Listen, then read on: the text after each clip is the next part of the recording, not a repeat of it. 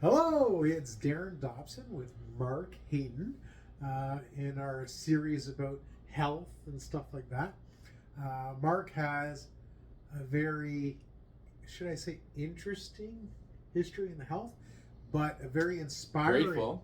But very inspiring for sure. Mm-hmm.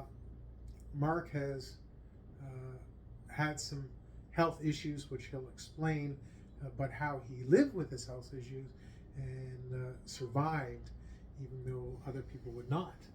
But Possibly, yeah. but he was saying about 30 years ago, that was when some issues happened. So why don't you tell us your health journey and 30 years ago, what happened? It was a birth challenge. So I have something called, it's a little bit technical, but I'm going to throw it out there once. Go for it.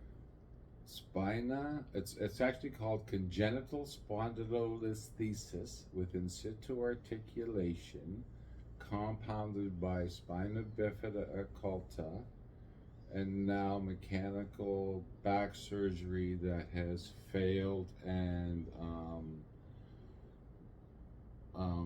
repaired itself several times. Yeah, but the back surgery was later, But in the first 7 years, I didn't get it for 7 years. Wow. That's right. And actually, I could tell you so many stories about it. But in the 7th year is when I almost died, 37, which is normal for people with that condition. And we die from pain. And I went blind. Wow, so many things happened that year. It's incredible. scary. Well, I was coach soccer that year. I managed a AA hockey team. I coached a 6-year-old host league team. On the same year. The year of my surgery and the year before, actually my doctor, when they realized I was blind, they said, "Oh my God, you're back and everything, right? Wow, we're so sorry, right?" I said, "Well, how can you be sorry? I told you for 7 years I had a bad back." My doctor said, "You work most of the time. You take your kids everywhere, every day. Your kids have activities, Mark. And everywhere you go, you volunteer." She said, "You coach soccer, you coach hockey." She said, "You even played hockey last year." I had a chance to put on the pads. So even though I was half blind and totally crippled, I did well. I once a week, right? It took all week to get there. But anyway, and I got a job. My father-in-law, who's an amazing guy, he got me an interview with Ainsworth, one of the biggest companies in Canada, right? Mm-hmm. So I went there to get an office job because of my broken back, but nobody knew I was blind. I couldn't even read the newspaper with the magnifying glass at that point, I believe. That's why anyway. But nobody knew I was blind. Can't complain about a bad back every day and then complain about being blind too, right? Fuck. Excuse my language. Sure you can. but anyway, so I went for the interview. And I wore a blazer and everything because I wanted to get an office job, but I wasn't sure because as soon as I get to read something, they're going to know, right? But you got to go, good luck ain't hard to find. You got to turn stones over and everything, right? Mm-hmm. So I am in the office for like 15 or 20 minutes and we're gabbing and there's a few of us and everything. And then the big boss says, "Hey, do you want to go look at some jobs?" Wow, how lucky can I be? Thank you, Lord. Mm-hmm. And I said, "That would be awesome. Let's go." So we went off to look at the jobs, right? And the first job, because it's office renovations in the downtown core of Toronto, right? So we go to the first job and there's a foreman and he introduces me to the foreman. And then me and the big boss head off to look at the blueprints. And the foreman goes back to work. We're all working foreman basically, right? So we no sooner, we're like 5 feet from the prints. Like as close as we are to the camera almost, right? Yeah. And the foreman, "Bah! I got myself. So the big boss turns around, there's blood, right? He's bleeding, but anyway. He runs off with him to help him figure out what he's going to do and organize the day. If he's going for stitches, whatever, they're gone. So I'm alone. So it's like Inspector Gadget. Out comes the magnifying glass. I look at the print, right? And I know how to look at a print pretty quick and look at some key details, right? So I look at the print and I put the thing away. And the big boss comes back and he says, "So what do you think?" And I said, "Well, you know," I said, "and if you want to save some money and actually make it easier for the guys, change this right here, man. This will be much better." And he said, "Wow." He said, "Do you want to be a foreman and work outside, or do you want an office job?" So now I got a chance to get a job in Hyde, right? But work, I got to, right, but Hyde. So I say, like a baby fawn, what pays more? Really?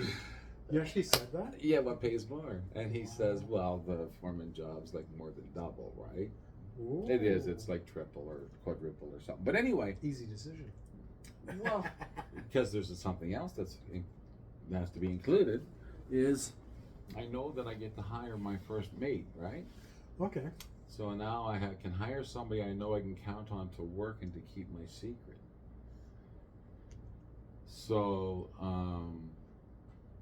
I hired so I got to hire my one man, you know that. But I'm bringing him in the union. He's my friend from outside the union. He's worked for me for 10 years. Okay.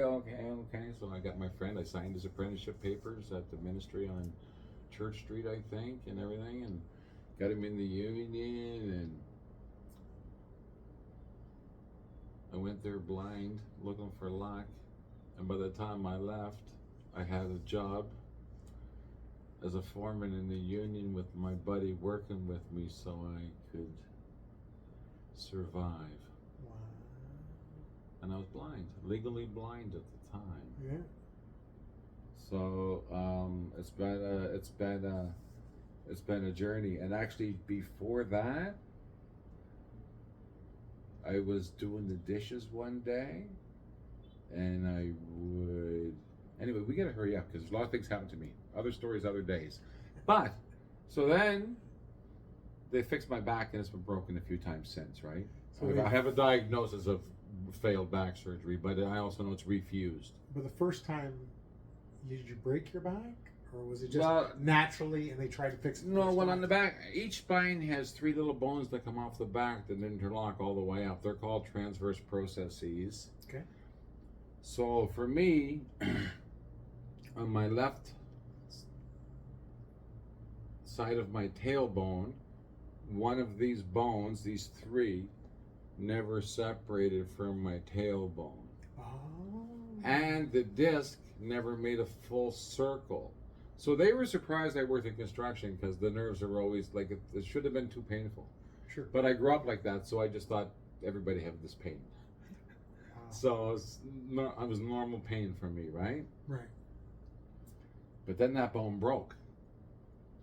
Oh. So every time I tried to stand up, it would impinge on the tailbone. So think about a broken rib being so painful every time you breathe, right? Sure.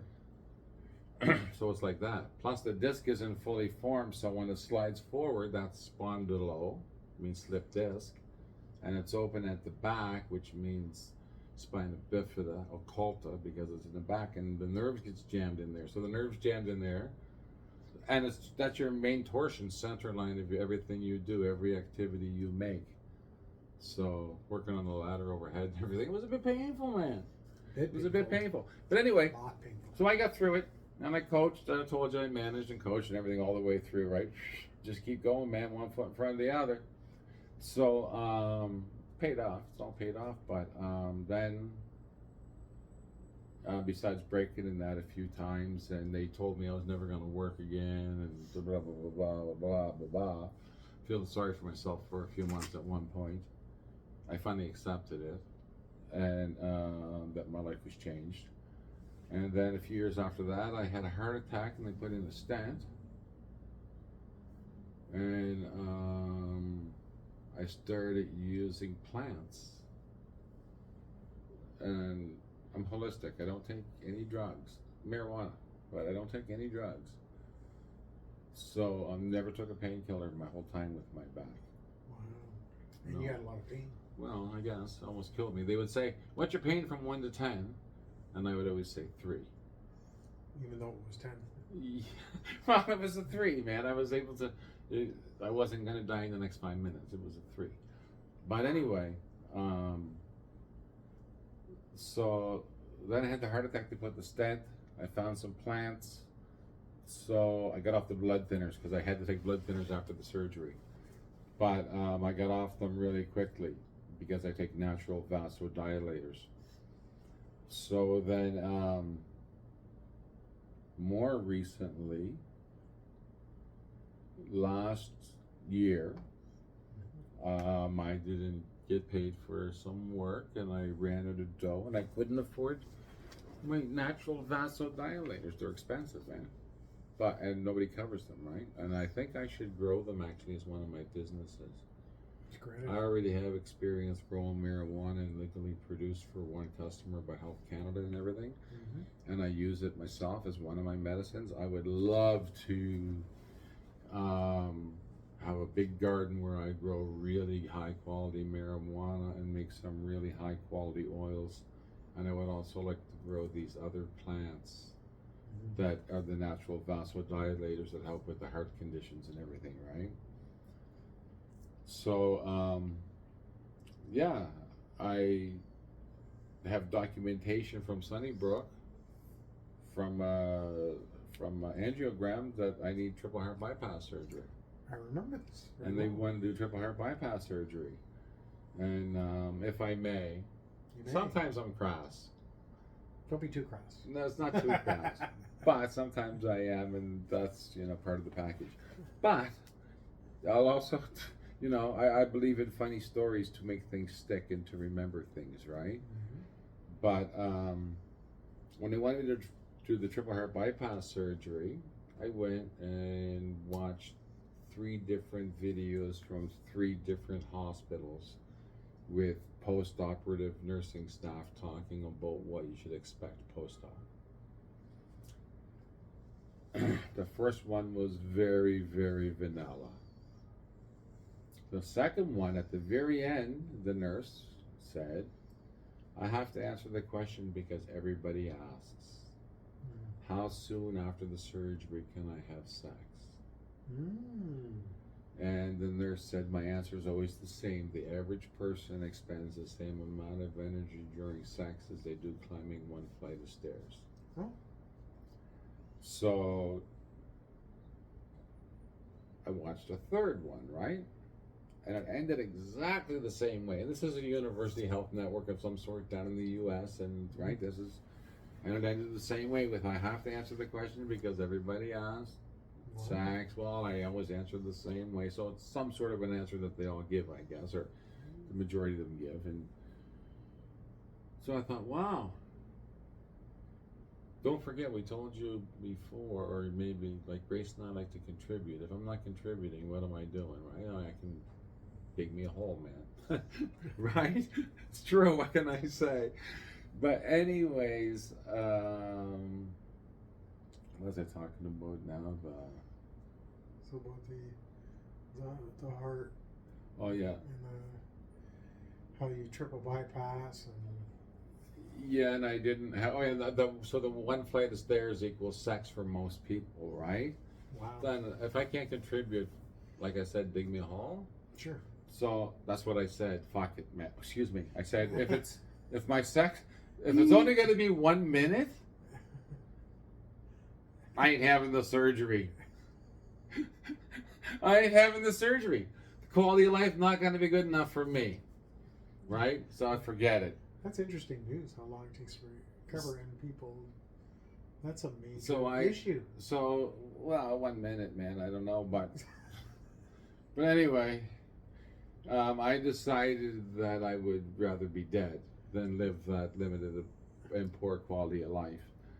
So, but at 3 the same, arteries though. Yeah, this 3. is pretty serious. One's 100% blocked, one's 80% blocked, and one's 70% blocked.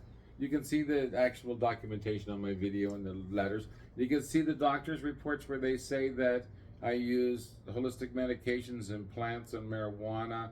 I don't use statins. My heart's normal. I exercise, right? Walk, whatever. I look Amazing, after myself natural. a little bit. Yeah. So do your best. Never quit. Have fun. Just do that, and it takes a lot. Makes your life a lot better. But so at that same time, that's when I met Grace, and I started helping her, trying to keep her alive, even though I thought I was dying. I tried to get her some assisted living. You were dying. Well, I was dying, but she didn't know. So I tried to get her some assisted living, and she bought me some heart medicine. Oh. Yeah, because I wasn't working at that time, because I was anyway. It was a little time. She bought me. So then I lived. So the medicine works, man. Because I remember, because Right, because you were given an option. I remember you telling me, because I remember, because I picked up Mark from the hospital, and they did these tests, and I guess there was a waiting list or something, and you were all doing. They didn't want me to wait too long. They wanted me to wait like 2 months or something. They had a quick appointment for me. That is quick, 2 months. Yeah, they had a quick appointment for me, and I said. That's how urgent it was. I went and watched some videos, and I'm telling you, man. You watched 3 videos. Yeah. Three is a good enough number, right? When I saw is. that come up, I said, no, that's it, man, I'm done. But anyway, long story short, I look after myself, and I look after Grace, and we do everything pretty much holistically, and I don't look too bad for my age. I'm not going to tell you how old I am, but It looks great. Not only it's not only the age, but your health. How you went from such a dire, I don't want to say illnesses, but having a broken back, living your life in pain, taking natural medicines, but then this heart situation, which was urgent enough to get you a quick appointment, which is pretty much fatal. Now, when you were giving that, I'll put a link to his video of that. What is it? Angiogram, and they show where it's clogged and stuff like that. From when you got that to when you followed up later, because you had made a decision that you didn't want to get to surgery, but you eventually had a follow up, and then they give you a different report. So between when you had that initial, you made a decision to the next follow up using natural medicines. What was the time frame of that? What was the difference? was only a couple of months. So even after Yeah, couple months using natural medicines. It didn't take long. That is incredible. It didn't take long. That is incredible. Yeah. And then they did additional tests?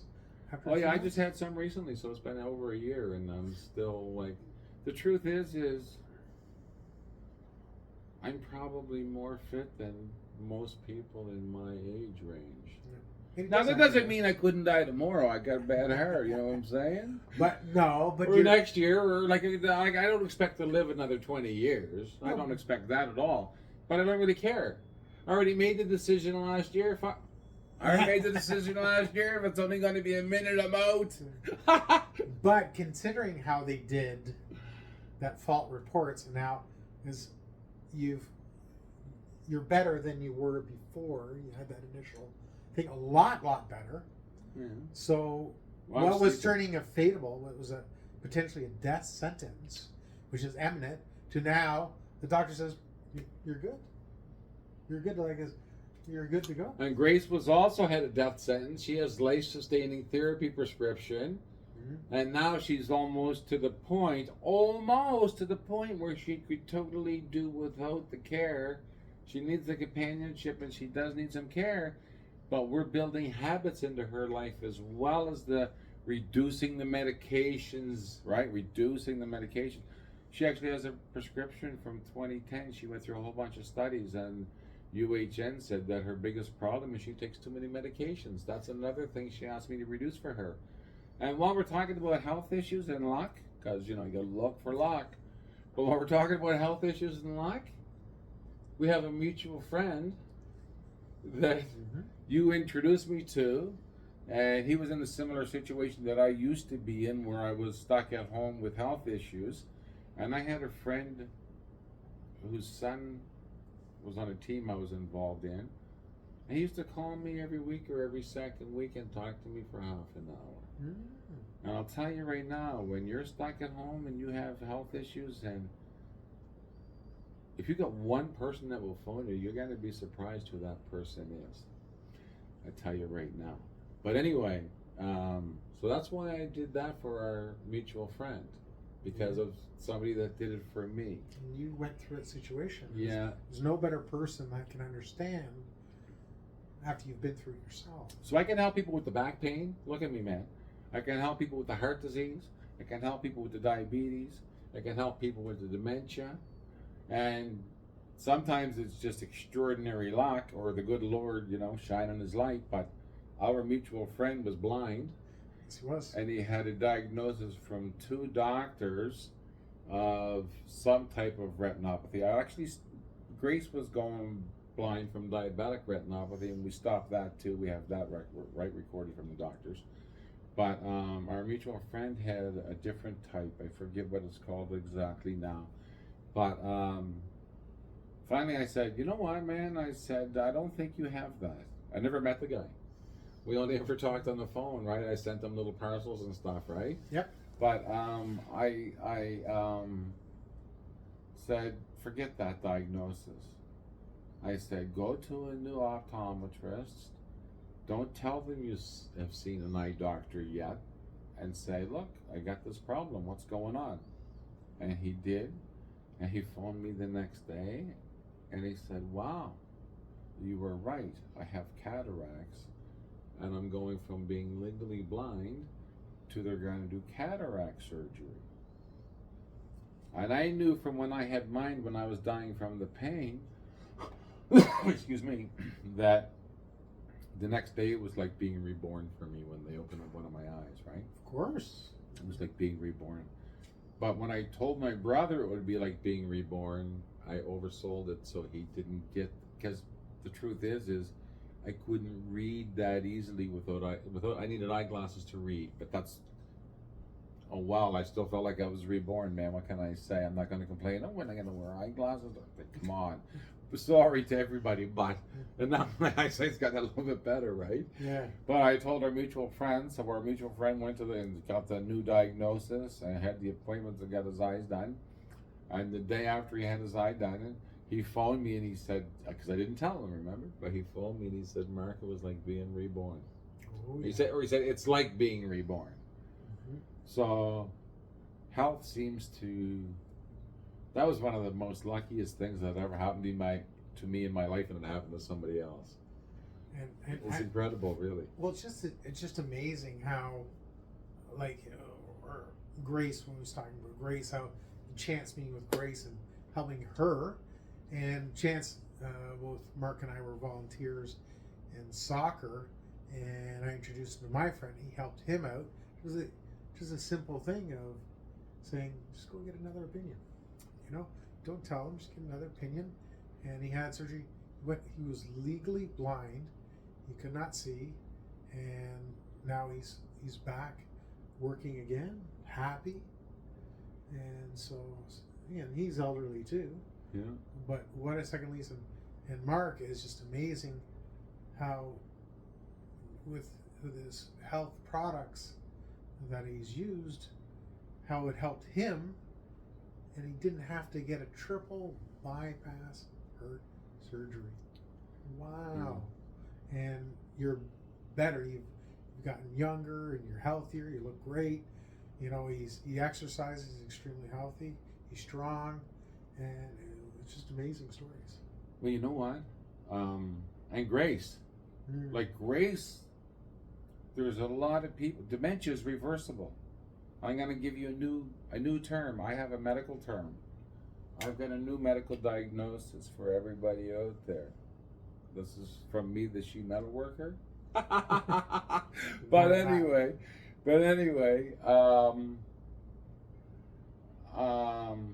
they talk about dementia as being diabetes type 3 now. Okay. It's vascular dementia, right? We're talking about vascular heart disease, vascular dementia, vasodilators, right? We're talking natural plants. So my new medical diagnosis actually is hyperglycemic dementia. So that's like a 3-year-old kid on a sugar high. You can't control that kid. The kid can't control himself. You can't blame the kid. It's a sugar high. They become manic. And after spending 2 years with Grace, and I've now found medical documentation that says there's such a thing as a 2-year program, multifaceted or multi-domain, I think one called it, but they require a doctor, a nurse, a psychologist, a physiotherapist, a dietitian. Like the list goes on and on. There's so many people involved, and they say that the problem is that it's cost. The cost is too exorbitant, right? Absolutely. Well, Because that made professionals. so many people involved. Also, not just time, not just money, but time prohibitive. Sure. So, for example, somebody, because Grace or whoever has the dementia, they can't maintain a schedule, right? They can't maintain their pills, right? They can't maintain their insulin. They can't maintain their schedule. So somebody does have to look after all of that for them. And who pays for that person's time, right? And the care is 7 days a week. So, but it can be done. So this is what I've been putting forth for the last 2 years, because I'm sure I've seen it growing up when we used to have custodial care and assisted living, and people would do it in their homes. And I'm a coach, so I know about all of those things. I even know about the body. Like she had a sciatic flare-up a few weeks ago. The hospital, the doctors, they panicked. They thought she was frail. She couldn't walk. They made her buy a walker. They wanted to keep her in the hospital for a few weeks. And if you look at some of my videos on my website, you'll see some of the stretches. We do a simple figure 4, a simple calf stress on it. Like this is your figure 4 right here, right? And then you lean into it, and that'll fix sciatica. That will fix sciatica.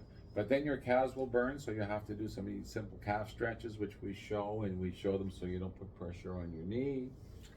And of course, ice. The hospital didn't even put ice on it. Like, come on, you got to use ice, guys. But anyway, so a coach understands all of these things, right? And a coach will probably have spent some time as a trainer, and will probably have learned a few things, CPR course on that, about minor injuries and how deal with things, right? And because they're dealing with a lot of people all the time, they will learn at a different rate. And they're not seeing them for 5 minutes in a doctor's office. They're seeing them on a regular basis, and they get to know and get in tune with their body and their minds, right? So a coach, instead of sending 6 or 8 professionals, bah humbug. But if you only knew how many people said to me, Mark, I'm a professional. Mark, I'm a professional. If you only knew how many people said that to me, you'd know why I'm doing it right now, okay? No offense to professionals, man. But like they said in the studies, it's too many silos. And anyway, but a coach can do the whole job. So not only can we look after them, but we can reverse their dementia. And to go back to the hyperglycemic dementia, like the child, if you have an elderly person who's been on insulin for 40 years, and especially during COVID, they weren't really looked after, so their glucose levels got very high, right? What I've witnessed for sure with Grace is that when she gets 14, she becomes manic. Just like the 3-year-old kid on the sugar high, right? And I've spoken to other people, and they say that actually people hallucinate. Okay, so this is really serious. It's a number on the meter. Yeah, so you can read, you want to be between 6 and 12. We don't, anyway, I have a different way to diagnose it too. We're diagnosing it way too early. Damage doesn't happen until after 12 mmol, so we shouldn't be diagnosing it at 6. once you start taking insulin, you have diabetes. So, we'll talk about that another day. Anyways, so what happens is I've seen Grace, and because we can check, she brought the Libra, we can check so easy. She made the task easy for me, really. So, okay, check her glucose, and I could see, and I could watch her body, what was happening as it went up, and I could watch her body and her mental attitude and everything as it went down. And after over time of bringing it down, because when I met her, she was at 22. Oh, that's too high. And what you want to do, the nurse, man, at the hospital was spectacular, unbelievable. I had some people really, really give me the beautiful advice. But she told us, me, because Grace couldn't remember anyway, but she said, get it in a range. She said, don't worry about how high it is. She said, just get it in a range so it's stable. Okay. And she said, then you can work on lowering the range. Ah, okay. So we did. And we did it perfectly. When I initially drew the graph and everything I had to do, which was put up one day, her graph was off the page. And then we slowly brought it down, and we got it below 12 eventually, which means 12 is the point. Above 12 you're causing damage, below 12 you're not. That's right. 6 to 12 is the range. Yeah, so you want to get them between 6 and 8 before a meal, right? And 8 to 12 after a meal, or 8 to 11 or something, depending on their metabolism and their activity. Because the meal, and even the food all burns at different rates. So you want to make sure in your meal plan that you have something that burns quickly, something that burns intermediately, and some proteins for longer burn.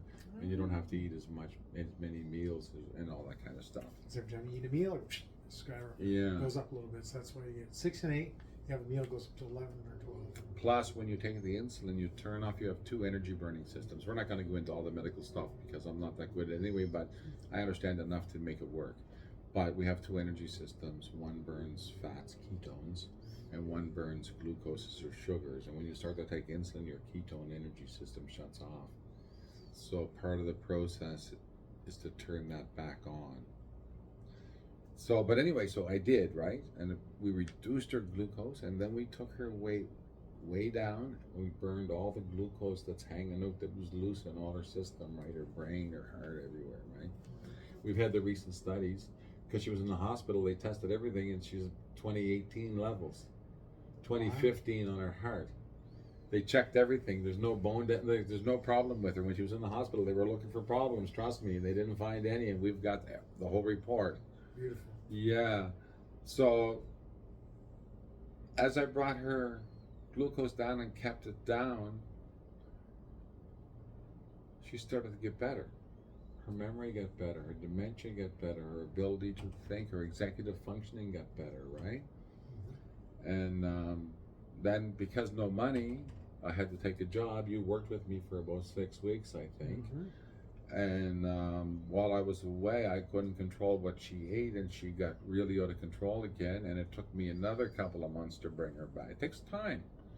When they get high for an extended period of time, it takes time to bring them back. There's a sugar high, is it? Yes, the sugar high. And if it's a sugar high for a week or 2 weeks or 6 weeks, you don't just bring it back in a week. You gotta get all that new crap out of there. Like it's a flush, sort of, but of the cardiovascular system, right? Mm-hmm. Sort of. Don't take me literally on that, man. But anyways, I learned, and more recently, we were told by a dietitian that she could go to 17. And I thought, that doesn't make sense with everything else I've heard, but Grace wants to believe the doctor because that means she can have 3 slices of pizza, right? Mm. So we tried it. She went to 17 and a half, and it took me 4 or 5 days to bring her back to reality. Wow. So then she went out with her family a week later on Canada Day or something, and she did the same thing, and she went to 17 or 17 and a half, and it took me a week to bring her back.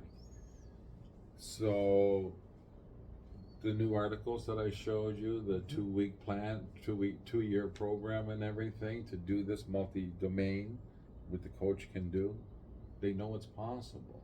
Yeah. And Grace and I have borne it out. Yeah, and even less than 2 years, you and Grace have had Well, humongous success, so much success that she's not on insulin anymore. well, actually, they've taken away her insulin rights because they don't want her on insulin. They tried to raise her metformin.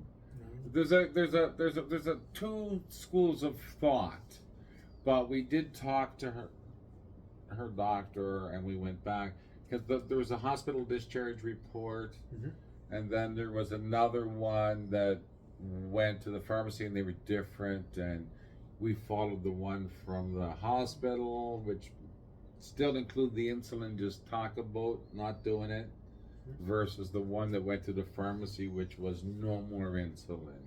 We've been working on this project for 2 years. We weren't just going to take her off the insulin. That's not the way this works. This is a very involved project, and we've had some major setbacks, and we're not about to jeopardize it all at this point in time. Right? Setbacks, but successes as well. Yeah. And the thing is, But the thing is they did say, and she no longer has insulin rights. The pharmacy, as far as the pharmacy is concerned, she can't get Libra patches or anything anymore. She sensors, or she can't get insulin anymore. They say she doesn't need it. So I'm worried about taking her off it completely. We're reducing her metformin, and then we're going to try to reduce her insulin and see what happens. There's no guarantees, and it was never, ever, ever about getting her off the insulin at all. It was just about reducing her drugs and allowing her to live her best life possible. And her help her recover, which is amazing, because dementia is, would you say it's gone, almost gone, totally? She definitely so has. Sharp. She is, but she definitely has memory problems. Okay. But she's 78. So here's how I say about that. Okay, I'll give you one more story, then I'm gonna shut up. Maybe. But anyway, one more story. So, so you got a 20-year-old person, and you got an 80-year-old person, and inside their head is a library. So you ask the 20-year-old person a question, they got like a maybe a Hardy Boys book, maybe one or two other things. So they can get the information quickly, right? Yeah. There's nothing. They're empty, right? They have nothing in there yet. But then if you talk to the 80-year-old like Grace, she's got a cavernous library in there. Sure. So she don't just have one little room with a light and a desk. She's got wings. She's got stairways that seem to go, and corridors that go winding, and multi-levels. And sometimes you get down to the room and it's, oh shit, I forgot the key, man. You know, I haven't been in this room in 35 years. I forgot the key. Gotta go get the key. You come back, fuck, the light bulb's burnt out. You gotta change the light bulb, right? Don't forget. You're in the back 40, man. But your library's cavernous. Yeah. So a lot of information. So when somebody's 80 and they can't bring out the newest, quickest information as fast as possible, don't forget, their head isn't full of simple sentences. It's full of complexities, right? So just understand, it takes a little longer to get the information out. But amazing. But stay tuned for more, guys. This is the story of Mark and Grace's story. With he's had his medical journey, and they're going to talk how they came together, and now he's helping her in a medical journey, not only to help out her, but to help out many other people with their experiences and successes. So stay tuned for more. It's some very exciting news coming in. So thank you, Mark, for all you do. Thank you very much, Darren. And you know what? We are trying to help. If we could, diabetes, there's hundreds of millions of people Worldwide. And the dementia and the home, like this would really never. I spent a life really, I never thought about it, but I've spent a life in service to my community. And this is like an amazing, this is like a cherry, like a 500-pound cherry on the top of my life, man. It's a big Sunday. That's unbelievable, right? So, I'm putting the books half done. The seminar is half done. And, you guys gotta, when he finishes the book, you gotta look in the description. When it's finished, we're gonna put a link in the description to get that book. Read about it. It's gonna be very informative. well, if you're living alone and you don't have family and you realize there's a potential for dementia in your future, this will give you an opportunity to take proactive action and prevent it, and possibly give yourself an extra 15 or 10 years of beautiful, wonderful life. And if you have a parent that has this sickness, whether it's dementia or glycemic dementia or diabetes type 3, and they're hallucinating and everything, right? Maybe you can help them and they can live a normal life, or very close to it, not the one they're currently living, that's for sure. Very productive, happy, healthy life. Yeah. And that's what it's all about. Health is the new wealth. So Yeah. that's it. No, thank you for all you do. This is exciting news, guys. This information has to get out to as many people as possible. And of course, consult with your physician. Work with your physician, as Grace and Mark have done. Work with them. Yes. And this is an additive to your care to help with any situation you have, especially this. But stay tuned for more. Like and subscribe. Keep looking in the description for updates, and I'll also put a link over to Mark's channel as well, so make sure you follow his channel as well, his journey. So more to come. Thank you for watching. Bye, Mark. Thanks, Darren.